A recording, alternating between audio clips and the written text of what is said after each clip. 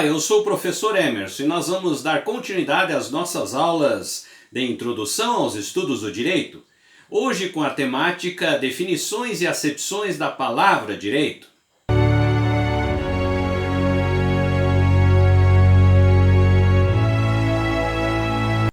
Prezados alunos, é um grande prazer estar aqui novamente com vocês e nós vamos dar continuidade às nossas aulas de introdução aos estudos do direito. Hoje estaremos discutindo a temática definições e acepções da palavra direito. As contribuições do texto hoje são do professor Paulo Nader, que vai trazer diversas contribuições importantes para nós aqui, relacionadas então a essas definições importantes da relação do direito. Vamos então ao nosso primeiro slide. Para a definição etimológica, essa espécie explica a origem do vocábulo, a sua genealogia. Para a palavra direito, é oriunda do adjetivo latino directus, qualidade do que está conforme a reta, o que não tem inclinação, desvio ou curvatura, que provém do particípio passado do verbo dirigo, is, rexi, rectum, digere, equivalente a guiar, conduzir, traçar, alinhar.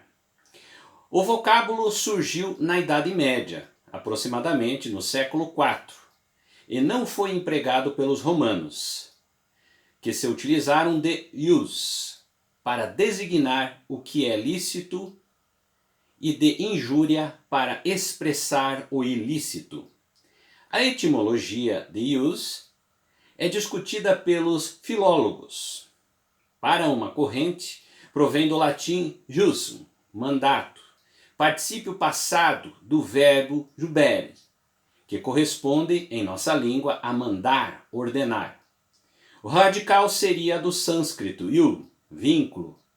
Para outra corrente, o vocábulo estaria ligado a justum, o que é justo, o que teria o seu radical no védico ios, que significa bom, santidade, proteção.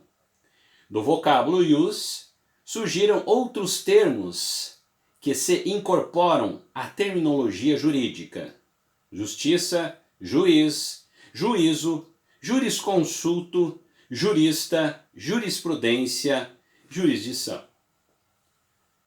Percebam vocês que essa caminhada, quando vamos direcionar as discussões ao direito, a partir da sua etimologia, estamos falando de um processo de formação histórica da palavra, de um processo pelo qual ela tramitou historicamente em diversas características, tendo um sentido de justiça, de ordem, de ordenação dentro da sociedade. Assim, a gente pode perceber que vários foram os termos utilizados para então você direcionar a essa característica ao qual nós temos hoje, que é o direito. Foi uma formação, foi um processo ao qual foi se estruturando dentro da sociedade. Vamos então ao nosso próximo slide. Na definição semântica, é a parte da gramática que registra os diferentes sentidos que a palavra alcança em seu desenvolvimento. O mundo das palavras possui vida e é dinâmico. O povo cria a linguagem e é agente da sua evolução. A palavra direito também possui história. Desde sua formação até o presente, passou por vários significados. Expressou, primeiramente, a qualidade do que está conforme a reta e, sucessivamente, designou aquilo que está conforme a lei, a própria lei, conjunto de leis, a ciência que estuda as leis. A definição nominal, a par de algumas contribuições que oferece, não pode ser indicada como fator decisivo à formação do conhecimento científico. O expressivo recurso à lexicografia, Hermann Kontorovsky, denomina de realismo verbal e o condena. Uma definição científica não pode ser estruturada através da lexicografia. Ainda quando uma grande parte dos juristas de todos os tempos haja acreditado na possibilidade da utilização desse método. Constitui, pois, erro fundamental que tem viciado numerosas investigações em todos os campos do conhecimento. O fato de estimar as definições como algo relacionado à questão do uso verdadeiro ou errôneo da linguagem. Percebam vocês que dentro desse universo nós estamos discutindo uma característica relacionada ao processo da semântica, a forma pela qual a palavra é utilizada e também pelo processo de como ela é vista dentro desse mecanismo. É claro que o processo interpretativo tem uma relação extremamente importante nesse sentido. Assim, nós temos diversos teóricos que vão efetivamente desenvolver uma crítica a partir desse processo da semântica e da utilização da palavra direito, em todo o seu desenvolvimento. E nesse sentido, nós temos então as críticas, bem como também aqueles que vão enaltecer a importância da utilização da palavra em determinados aspectos dentro dos ambientes que estão relacionados às instituições jurídicas. Vamos então ao nosso próximo slide. Examinando o vocábulo do ponto de vista objetivo, assim o consideramos: direito é um conjunto de normas de conduta social, imposto coercitivamente pelo Estado, para a realização da segurança, segundo os critérios de justiça. Decompondo em partes, vamos encontrar, primeiro, conjunto de normas de conduta social, é o gênero próximo. Nessa primeira parte da definição comum aos demais instrumentos de controle social, estão presentes dois importantes elementos: normas e conduta social. As normas definem os procedimentos a serem adotados pelos destinatários do direito, fixam pauta de comportamento social, estabelecem os limites de liberdade para os homens em sociedade. As proibições impostas pelas normas jurídicas traçam a linha divisória entre o lícito e o ilícito. As normas impõem obrigações apenas do ponto de vista social. A conduta exigida não alcança o homem na sua intimidade, pois este âmbito é reservado à moral e à religião. É fundamental para a vida do direito que haja adesão aos comandos jurídicos, que as condutas sociais sigam os ditames das normas jurídicas. Direito sem efetividade é a letra morta, existirá apenas formalmente. Aqui dentro desse contexto nós temos dois aspectos extremamente importantes, que é a relação da forma, onde temos formalmente constituída a norma, e também a relação do comportamento social, que são, em outras palavras, aspectos que contribuem esse universo, esse conjunto que se relaciona na aplicação do direito, partindo do princípio que a adesão da sociedade às normas jurídicas fazem com que ela tenha um efeito muito maior dentro desse contexto. Então a gente pode perceber que nessa caminhada, além da sua história, além de um processo semântico, nós temos também essa relação importante que é a condução da sociedade perante as normas jurídicas. Então isso faz parte de todo esse contexto e atribuições do sentido do direito dentro da sociedade. Vamos então ao nosso próximo slide.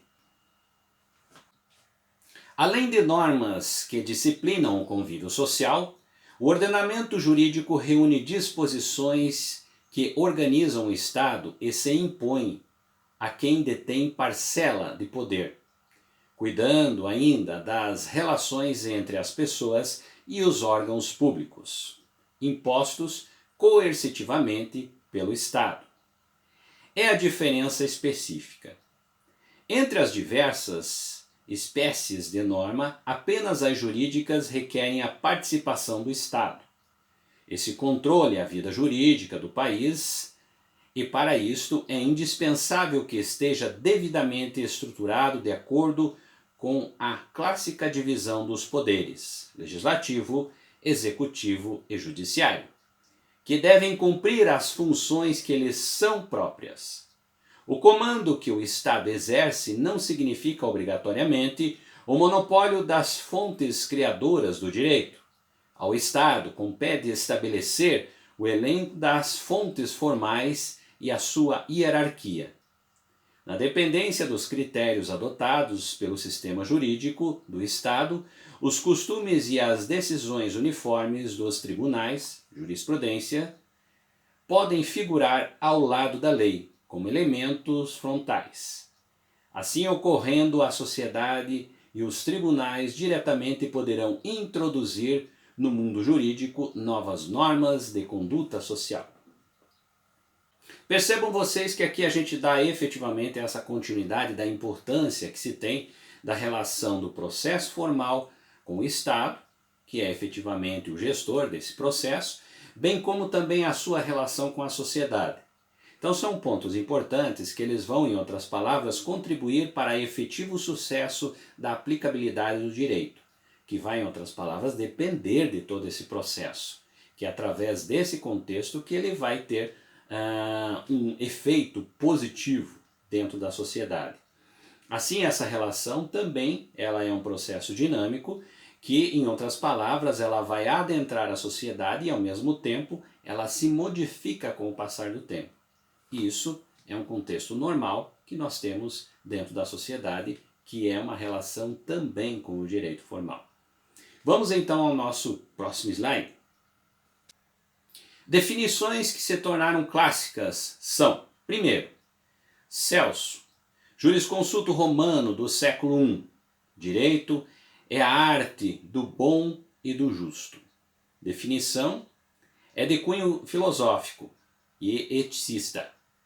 Coloca em evidência apenas a finalidade do objeto.